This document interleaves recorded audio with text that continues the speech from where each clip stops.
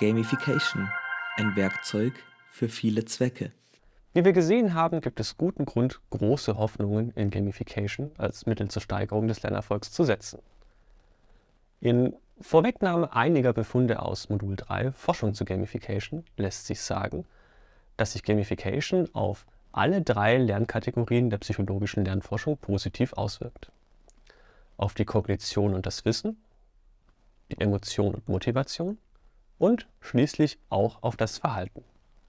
Meta-Analysen zeigen hier mittlere bis große Effekte für alle 3 Bereiche. Es finden sich Verbesserungen beim Kompetenzerleben, der wahrgenommenen Entscheidungsfreiheit, dem Erleben sozialer Eingebundenheit sowie der qualitativen und quantitativen Leistung. Dabei sind die Effekte in einem ähnlichen Bereich wie die ebenfalls in Meta-Analysen gefundenen Effekte für die verwandten Herangehensweisen der Serious Games und des Game-Based Learning, was die Belastbarkeit der hier gefundenen Ergebnisse weiter verstärkt.